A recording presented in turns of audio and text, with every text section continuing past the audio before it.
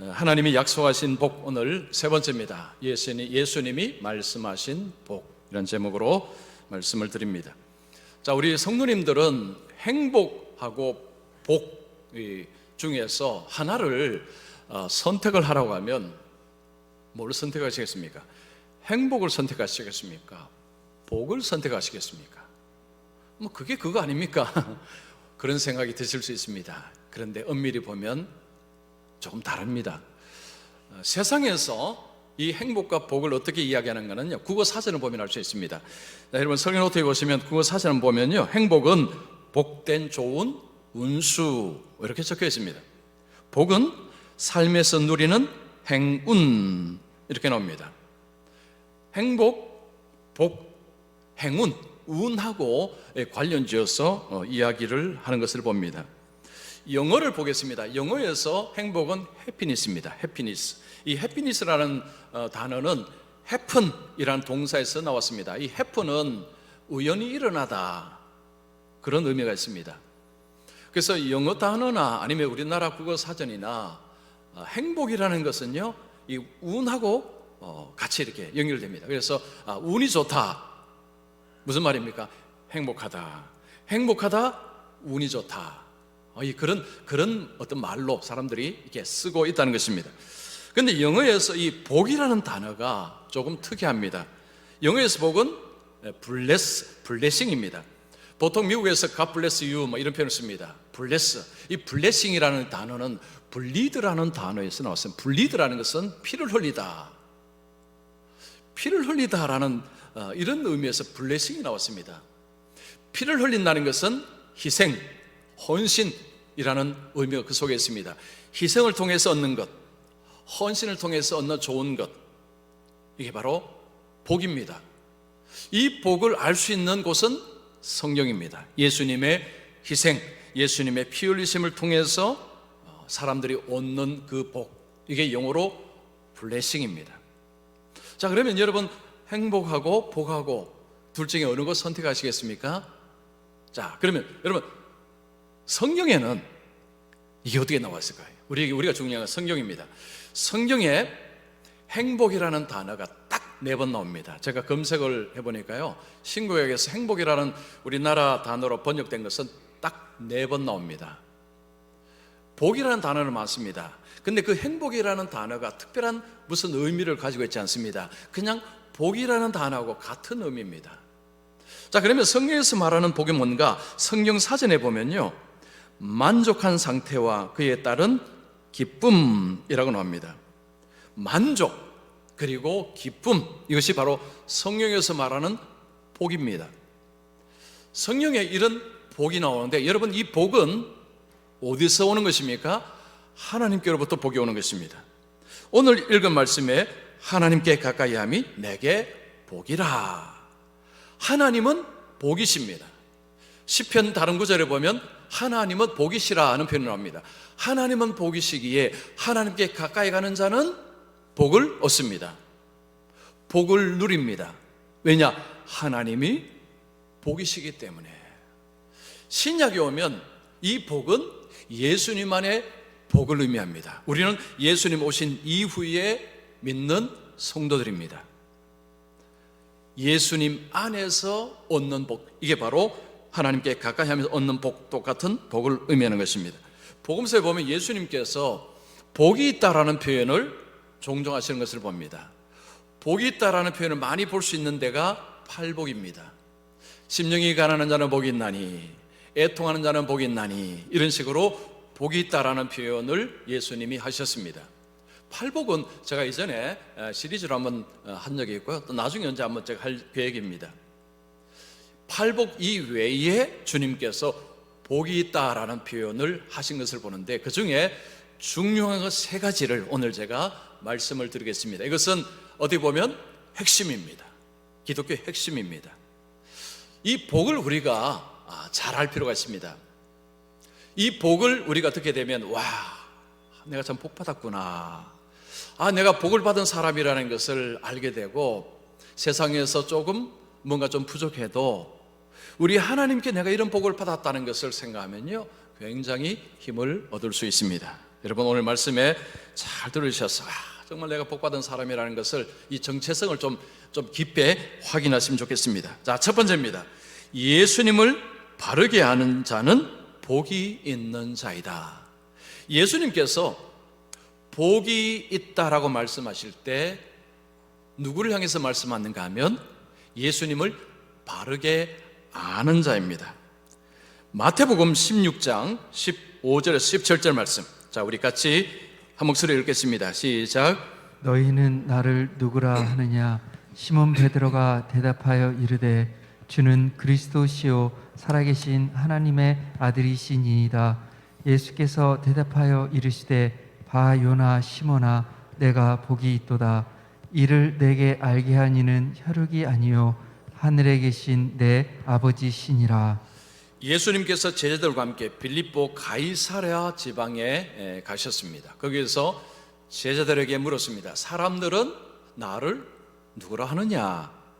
제자들은 말합니다. 어떤 사람은 세례 요한이라고 이야기합니다.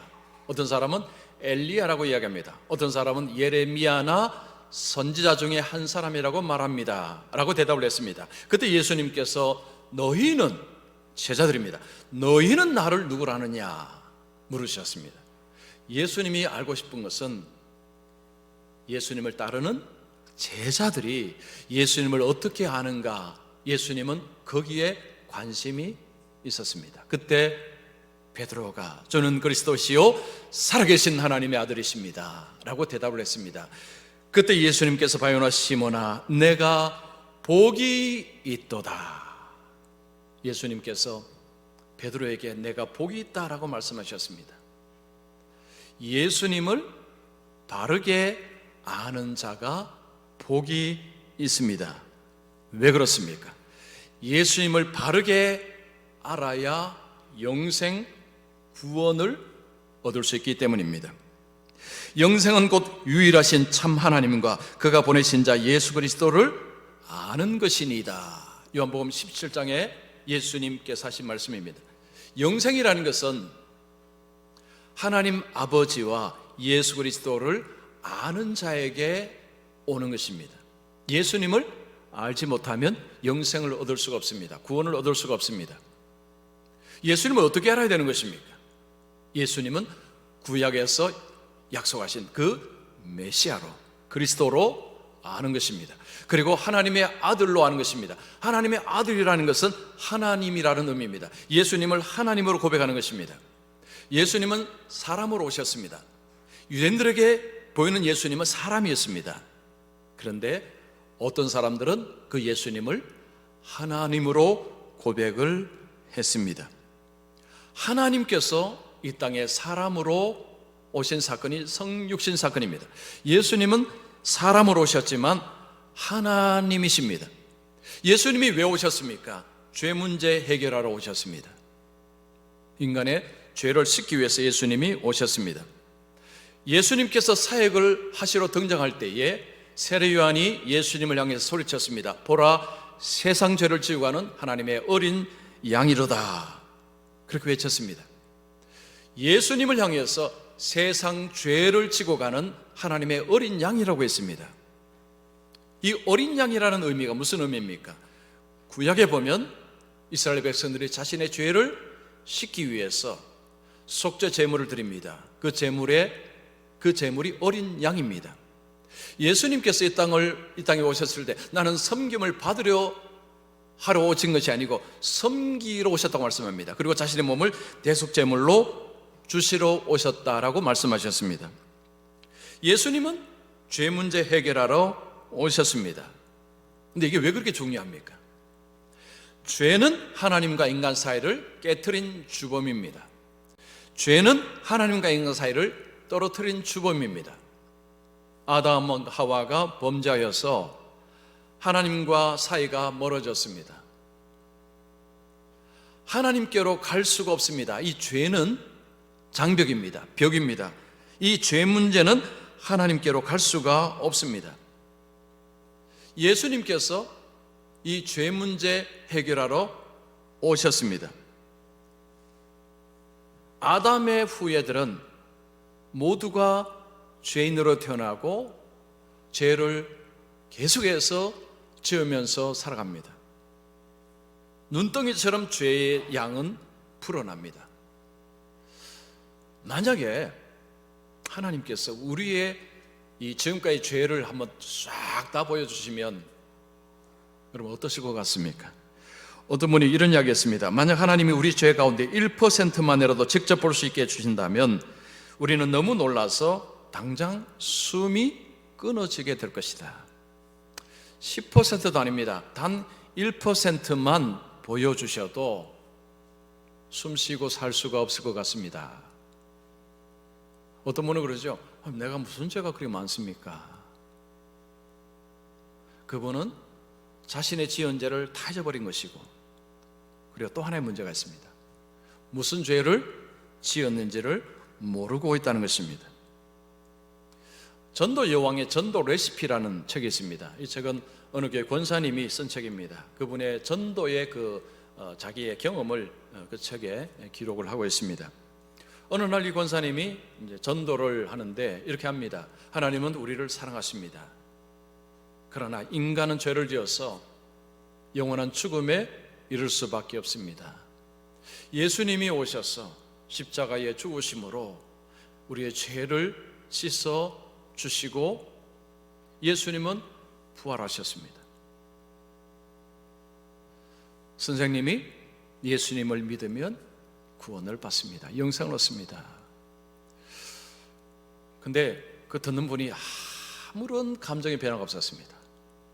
그냥 멀뚱멀뚱 쳐다만 보고 있었습니다. 그래서 이 권사님이 이건 좀 이분이 아무런 이 공감을 못하는 거 보니까 뭔가 좀 전략을 바꿔야 되겠다 생각하고 죄라는 이야기는 해도 별로 그분에게는 별로 느낌이 없었던 걸 생각하고 이걸 무거운 짐이라는 것으로 바꾸었습니다. 예수님이 수고하고 무거운 짐진 자들아 다 내게로 오라고 예수님 말씀하지 않습니까? 그래서 이제 그분에게 짐을 가지고 설명합니다. 선생님, 우리 인간은 태어나면서부터 내 짐을 하나씩 얹고 살아갑니다. 태어나서 이제 공부의 짐도 져야 되고, 자녀로서의 짐도 져야 되고, 부모로서의 짐도 져야 되고, 또 직장에서의 또 일의 짐도 져야 되고, 또 질병의 짐도 져야 되고, 살면서 이런저런 짐으로 인해서 다들 힘들어하지 않습니까? 예수님이 그 짐을 가져오라고 말씀하셨습니다. 예수님이 그 짐을 대신 져준다고 약속하셨습니다. 선생님이 그 짐을 예수님께 맡기시면 선생님은 가볍게 그리고 기쁨으로 인생을 살아가실 수 있습니다. 이러니까요, 그분이 그 말은 듣더랍니다. 들리는 거죠. 공감이 되기 시작한 것입니다. 그리고 그분이 복음을 받아들였다고 합니다. 여러분, 우리 인생은요 정말 무거운 짐을 계속해서 지고 살아갑니다. 나이를 먹으면 먹을수록 짐은 하나씩 더 이렇게 얹어집니다. 하나씩 점점 더 인생이 굉장히 무거운 짐을 지고 살아갑니다. 이 무거운 짐이 이렇게 많은 근본 원인이 무엇입니까? 죄입니다. 이게 죄입니다. 죄는 우리 어깨에 자꾸 무거운 짐을 자꾸 얹습니다. 예수님께서 그걸 가져오라는 거죠. 다 내게 오라.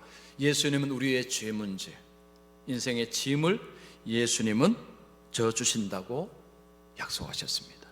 보통 종교는 이 짐을 좀 가볍게, 좀 쉽게 해줄 수 있는 그런 방법들을 제시를 합니다. 그러나 예수님은 그게 아닙니다. 그냥 가져오라고 이야기합니다. 짐을 내게 맡겨라. 우리 주님께서 내게 맡기라고 말씀합니다. 맡기면, 여러분, 우리 그 무거운 짐을 맡기면 어떻습니까? 우리는 가볍습니다. 가볍기만 합니까? 마음속에 평안 그리고 기쁨을 누리는 삶을 살 수 있습니다. 여러분, 누가 인생의 짐을 예수님께 맡길 수 있을까요? 예수님이 하나님이신 줄 아는 자가 맡길 수 있습니다. 예수님이 하나님이신 줄을 믿지 못하면 절대 못 맡깁니다. 하나님이 아닌데 어떻게 맡길 수 있습니까? 예수님을 바르게 아는 자가 그 짐을 맡길 수 있습니다. 예수님을 안다는 것은 그냥 예수님이 좋은 일 많이 하셨다, 예수님이 좋은 분이시다, 그렇게 아는 것이 아닙니다. 예수님은 그리스도요, 예수님은 하나님이라는 것을 아는 것, 이 알면서 구원, 영생이 우리에게 오고, 그리고 하나님께서 그 속에 주시는 만족, 기쁨, 이런 복을 주님께서 주신다는 것입니다. 자, 우리 성도님들 요즘 힘드시죠? 많이 힘드실 것입니다. 짐을 주님께 토스하십시오. 그죠? 짐을 주님께 맡기십시오. 그리고 주님 안에서 만족감, 그리고 평안, 기쁨, 이것을 날마다 누리시기를 축원합니다. 하하, 아멘이 약하군요. 다음을 할 때는 좀 크게 하십시오. 자, 두 번째입니다. 주님의 말씀을 듣고 실천하는 자는 복이 있는 자라고 말씀합니다. 여러분, 누가복음 11장 28절 말씀, 자, 같이 읽습니다. 시작. 예수께서 이르시되 오히려 하나님의 말씀을 듣고 지키는 자가 복이 있느니라 하시니라. 말씀을 듣고 지키는 자가 복이 있다라고 하셨습니다. 예수님께서 어느 날 말 못하게 하는 귀신, 어떤 사람이 들어가서 말을 못하게 하는 귀신을 예수님이 쫓아내셨습니다. 그러자 그 옆에 있던 어떤 사람들이 말합니다. 귀신의 왕을 힘입어서 귀신을 쫓아냈다라고 이야기했습니다. 그때 예수님께서 하나님의 손을 힘입어서 귀신을 쫓아냈다고 하셨습니다. 그때 한 여성이 예수님을 향해서 예수님을 낳은 그 여인이 복이 있다, 복 받았다라는 이야기를 했습니다. 그때 예수님께서 누구를 낳았기 때문에 무슨 혈통으로 복을 받는다, 그게 아니라는 거죠. 그러면서 예수님이 이 말씀하신 것입니다.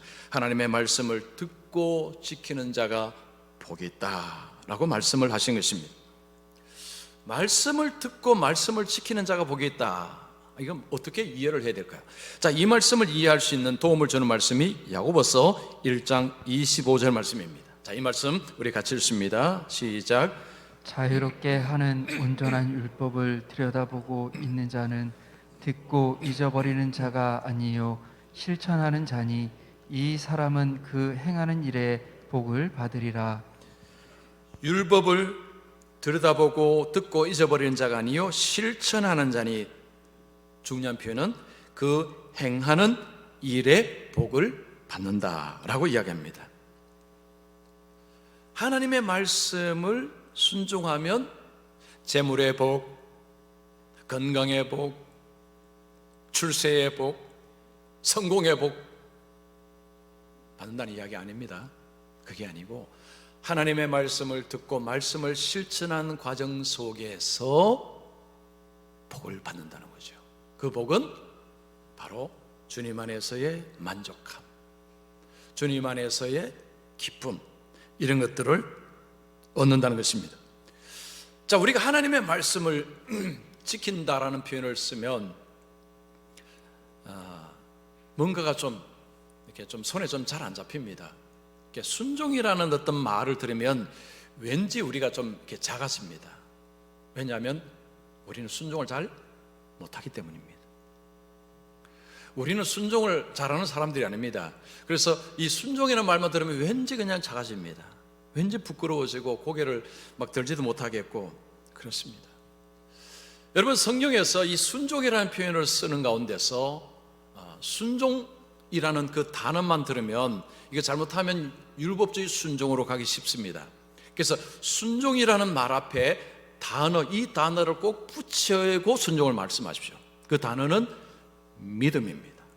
믿음의 순종입니다. 그래서 순종이라는 표현을 들으면 항상 여러분 그 앞에 믿음이라는 것을 붙이십시오. 믿음의 순종, 믿음의 순종. 그냥 순종이 아닙니다. 그냥 순종과 믿음의 순종은 굉장히 다릅니다. 믿음이 무엇입니까?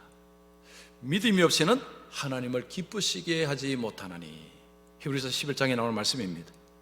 믿음이 우리 속에 들어오면 우리 마음 속에 어떤 마음이 생성이 됩니까?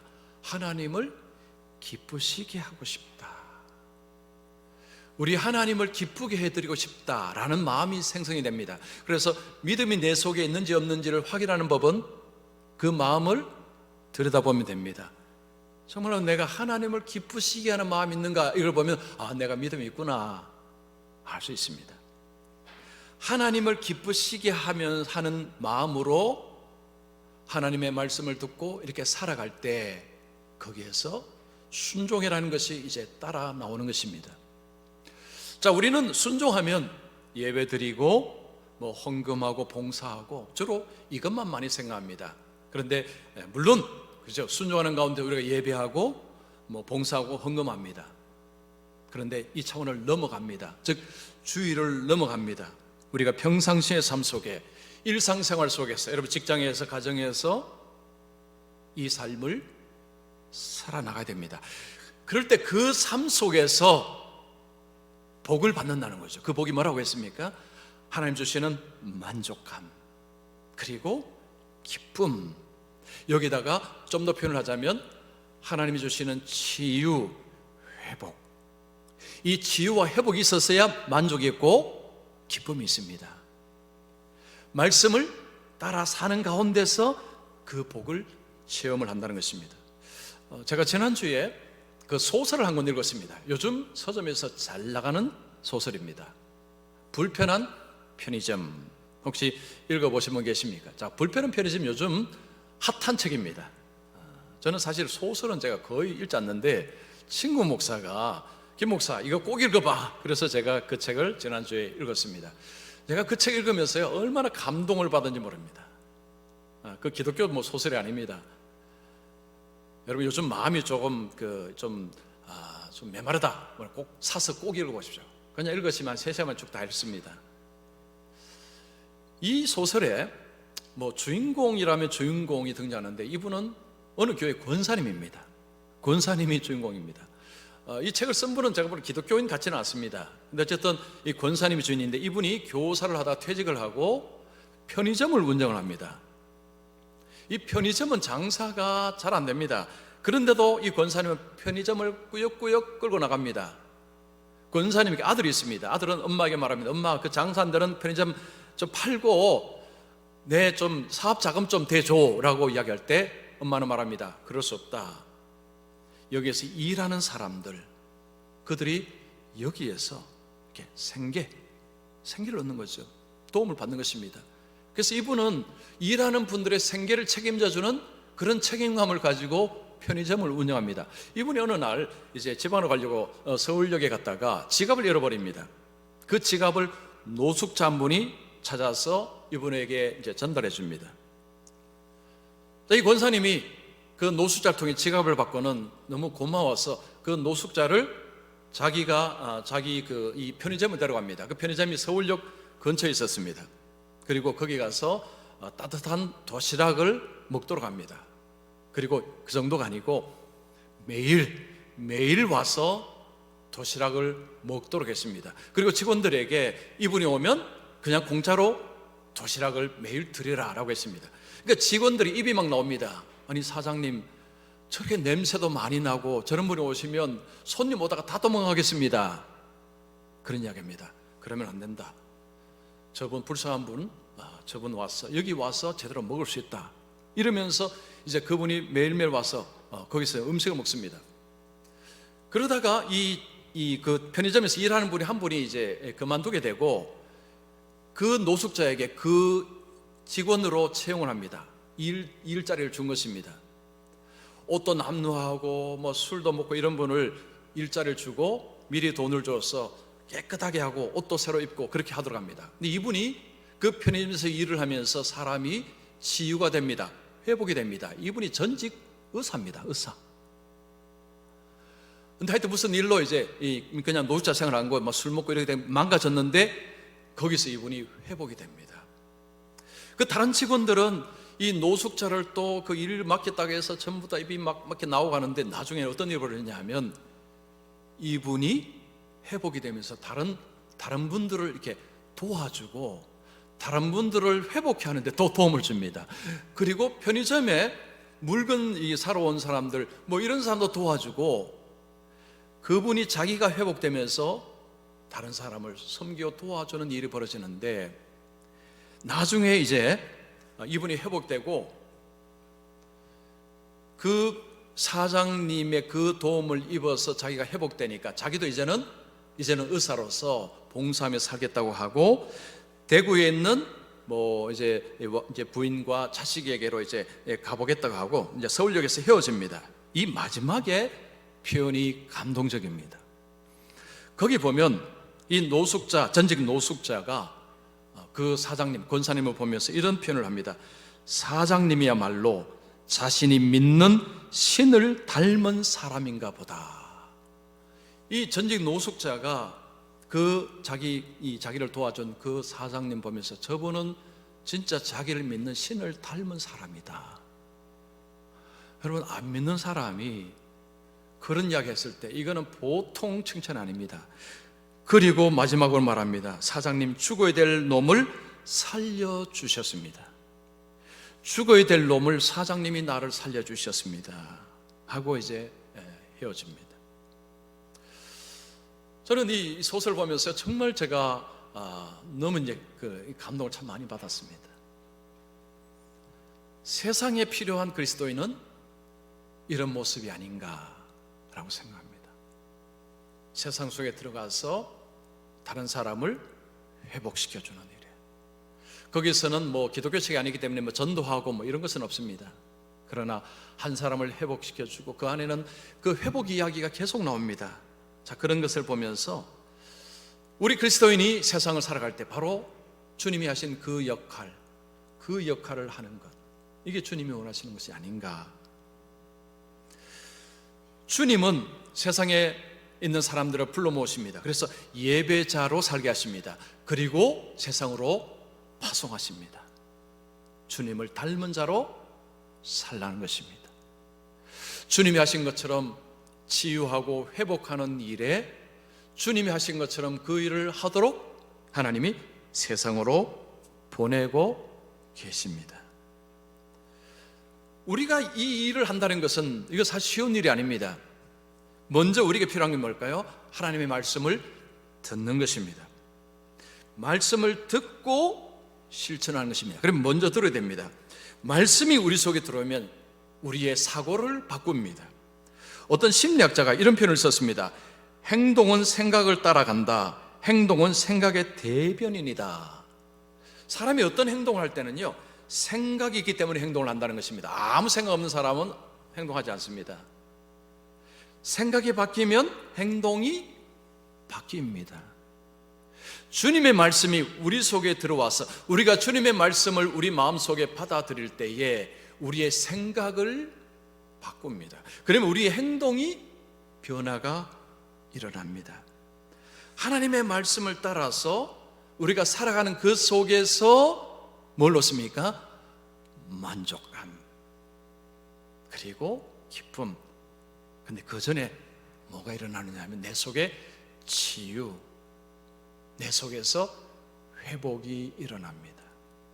그리고 더 나아가서 다른 사람에게 치유와 회복을 주면서 그것을 같이 공유하면서 거기에서 기쁨을 얻고 거기서 만족을 얻고 이런 일이 벌어지는 것입니다. 저는 우리 함께하는 교회, 우리 성도님들이 직장에서 아니면 어디에서든지 하나님의 말씀을 따라서 실천하심으로 그 속에서 치유와 회복과 그리고 만족과 기쁨을 날마다 누리며 살아가시기를 축원합니다. 좀 낫네요. 자, 세 번째입니다. 예수님을 보지 못하고 믿는 자는 복이 있는 자입니다. 예수님을 보지 못하고 믿는 자가 복이 있다. 예수님 말씀합니다. 자, 요한복음 20장 27절 29절 말씀 우리 같이 읽습니다. 시작. 도마에게 이르시되 내 손가락을 이리 내밀어 내 손을 보고 내 손을 내밀어 내 옆구리에 넣어보라. 그리하여 믿음 없는 자가 되지 말고 믿는 자가 되라. 도마가 대답하여 이르되 나의 주님이시오 나의 하나님이시니이다. 예수께서 이르시되 너는 나를 본고로 믿느냐? 보지 못하고 믿는 자들은 복되도다 하시니라. 예수님께서 죽으시고 부활을 하시었습니다. 여인들이 먼저 목격을 했습니다. 여인들은 제자들에게 말했습니다. 그래서 제자들은 그 안에서 공유를 했죠. 근데 도마는 그 이야기를 들었을 때 나는 못 믿겠다라고 했습니다. 예수님의 그 손을 내가 봐야 되겠다. 예수님 옆구리에 내가 한번 손을 넣어봐야 내가 믿겠다라고 했습니다. 예수님께서 부활하신 몸으로 제자들 있는 곳으로 오셨습니다. 도마에게 그래 한번 봐라, 손을 보라고 하시고 한번 옆구리에 넣어보라고 하셨습니다. 그리고 예수님께서 너는 나를 본고로 믿느냐, 보지 못하고 믿는 자들은 복되도다, 이 말씀하신 것입니다. 여러분, 도마의 의심은 도마만의 의심이 아닙니다. 모든 죄인들의 의심입니다. 죄인들은 하나님이 어디 있나 보여줘봐, 보면 믿겠다, 보통 그 이야기합니다. 여러분, 보면 믿을까요? 봐도 안 믿습니다. 예수님께서 오셔서 엄청난 기적과 하나님의 능력을 행하셨지만 사람들은 봐도 안 믿었습니다. 여러분, 본다고 믿느냐? 그렇지도 않습니다. 자, 그러면 눈으로 볼 수 없는 그 주님을 어떻게 믿을 수 있습니까? 하나님께서 하나님을 알 수 있는 수단을 우리에게 주셨습니다. 그게 뭡니까? 말씀입니다. 성경입니다. 성경을 통해서 하나님을 알고 하나님이 하신 일을 알고 하나님을 믿을 수 있도록 우리 하나님께서 주신 것이 성경입니다. 누가복음 16장에 보면 부자와 거지 이야기가 나옵니다. 부자는 지옥에 들어가고 거지는 아브라함 품에 안겼습니다. 부자는 너무 힘들어서 아브라함에게 요청을 합니다. 나를 좀 보내주시면 내가 아버지와 형제들에게 전하여서 이곳이 오지 않도록 좀 하고 싶습니다 라고 했습니다. 그때 아브라함이 소용없다, 지금 모세와 선지자들이 있다는 것입니다. 그러니까 너 갈 필요가 없다는 거죠. 자, 그러자 부자가 아닙니다, 죽었다가 살아나면 그러면 믿을 것입니다 라고 합니다. 그때 아브라함이 아니야, 그렇지 않아. 모세와 선지자들의 말을 듣지 않는 사람은 죽었다가 살아나서 이야기해도 안 믿어 라고 했습니다. 여기서 모세와 선지자들은 말씀을 의미하는 것입니다. 말씀, 성경입니다. 이 성경을 통해서 하나님을 알 수 있는데 충분하다는 것입니다. 성경으로 충분하다는 거죠. 다른 것 필요 없다는 것입니다. 기적 없어도 돼. 성경만으로 충분하다는 것입니다. 자, 그러면 여러분, 세상 사람들이 이 성경을 통해서 하나님을 다 믿으면 좋겠는데 또 그렇지도 않습니다. 성경을 읽고 보는 가운데서도 예수님을 믿지 않는 분들도 교회에 계십니다. 왜 그럴까요? 성경 그 이유를 이야기합니다. 인간은 타락을 했습니다. 영적으로 죽었습니다. 영적으로 죽은 존재는 말씀을 들어도 깨달을 수가 없습니다. 고린도전서에 이런 말씀이 있습니다. 육에 속한 사람은 하나님의 성령의 일들을 받지 아니하나니 이는 그것들이 그에게는 어리석게 보임이요, 육에 속한 사람은 영적으로 죽어 있는 사람입니다. 영적으로 죽어 있는 사람은 하나님의 일을 들어도 어리석게 보인다는 것입니다. 그것들을 알 수도 없나니 그러한 일은 영적으로 분별되기 때문이라. 영적인 사람만이 영적인 것을 들어도 이해하고 깨닫는 것입니다. 하나님의 말씀을 전해준다고 모든 사람이 다 알아듣고 깨닫느냐? 그렇지 않다는 것입니다. 그러면 어떻게 알 수 있습니까? 성령님께서 죄인 속에 오셔서 닫힌 눈을 열어주시고 닫힌 길을 열어주시고 닫힌 마음을 열어주시는 가운데서 깨닫게 되는 것입니다. 성령으로 아니하고는 누구든지 예수를 주시라 할 수 없느니라. 성령님이 돕지 아니하시면 누구도 예수님을 주라고 고백할 수 없다는 말씀입니다.